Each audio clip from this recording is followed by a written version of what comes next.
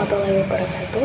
Perkenalkan, nama saya Salsabila dari kelas 12 Sezen, presensi 24. Nah, di sini saya akan mengajak teman-teman untuk menganalisis salah satu animasi kesukaan saya yang berjudul Alien Stage dalam esai yang berjudul Analisis Subtext Square dalam animasi musik Alien Stage. Nah, sebelumnya Subtext Square itu apa sih? Nah, subtext square dalam konteks karya seni dan media merujuk pada pesan atau makna yang tersembunyi yang menyiratkan hubungan atau identitas LGBT. Nah, meskipun tidak secara eksplisit dinyatakan, subtext ini sering digunakan ketika representasi eksplisit LGBT dibatasi atau tidak mungkin, misalnya karena sensor atau norma budaya yang konservatif. Nah, karena tadi kan udah tahu itu subtext square artinya apa. Nah, jadi sekarang kita akan langsung kenalan dulu sama Alien Stage itu apa sih. Nah, Alien Stage adalah serial animasi pendek yang pertama kali dirilis pada September 2022. Nah, karya dari RIM Production ini berhasil menarik perhatian banyak penonton internet.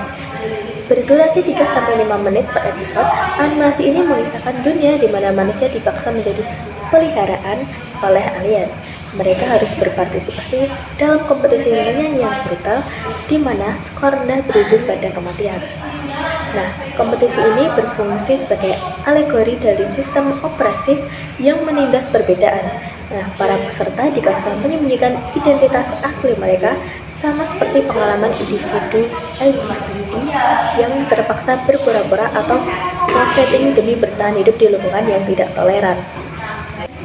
Nah, salah satu fokus utama narasi adalah hubungan emosional antar karakter. Pada babak pertama atau episode pertama yang berjudul Round 1, penonton diperkenalkan pada Mizzy dan Sua, dua sahabat masa kecil yang kemudian saling jatuh cinta, namun takdir berkata lain. Mereka dipasangkan dalam duel menyanyi oleh para alien. Mizzy dan Sua menyadari bahwa hanya satu dari mereka yang bisa bertahan, namun hasrat mereka untuk saling memiliki tidak luntur. Konflik batin ini memuncak ketika Sua, demi melindungi Mizzy, sengaja mengalah dalam duel yang membuatnya tewas di hadapan Mizzy. Momen ini diperkuat dengan kilas balik masa kecil mereka yang menekankan di dalamnya rasa cinta dan pengorbanan yang mereka miliki. Nah, hubungan tragis serupa juga ditemukan pada episode kelima yang berjudul Round 6 yang melibatkan Ivan dan Del. Keduanya berasal dari planet terpinggirkan yang bernama Orin yang mempresentasikan minoritas yang terisolasi. Namun, berbeda dari Mizzy dan Sua, Ivan mencintai Til secara sepihak, ya kayak tepuk sebelah tangan gitulah ya. Nah, tapi Til di sisi lain itu menaruh hati pada Mizzy. Nah, dalam duel menyanyi, Ivan mencoba mencekik Til gitulah ya, sebuah tindakan yang bertentangan dengan aturan kompetisi dan akan berujung pada kematiannya. Nah, jadi kalau misal ada salah satu peserta yang mencoba membunuh lawannya, itu tuh nanti dia akan langsung terelim dan ditembak mati langsung.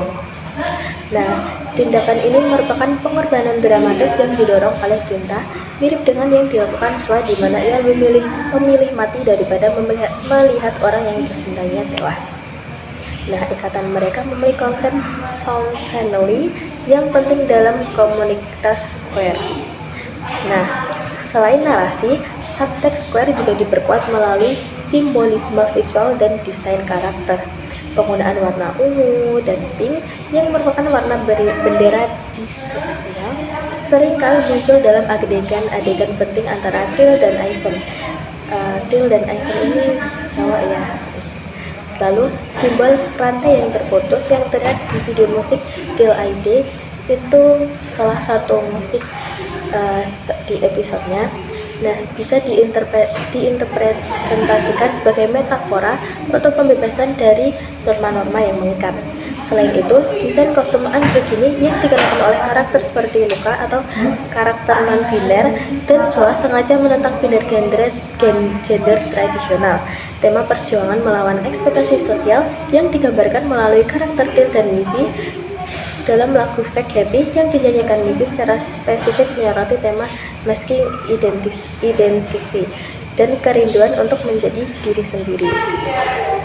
Nah, meskipun pencipta serial tidak pernah secara eksplisit atau secara gamblang mengonfirmasi orientasi seksual pada para karakternya, nah, interpretasi subtekstual ini dapat dipercaya. Fokus cerita sebenarnya adalah humanisme universal seperti harapan, pahlawan, dan penderitaan.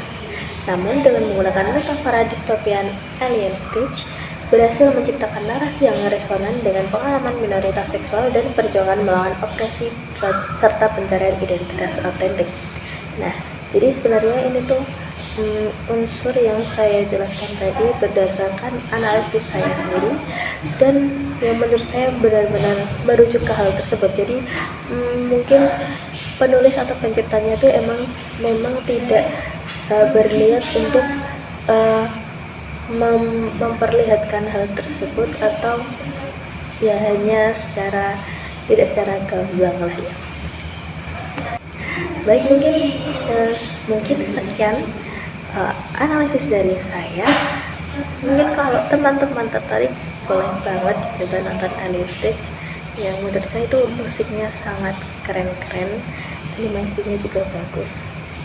Jadi terima kasih. Wassalamualaikum warahmatullahi wabarakatuh.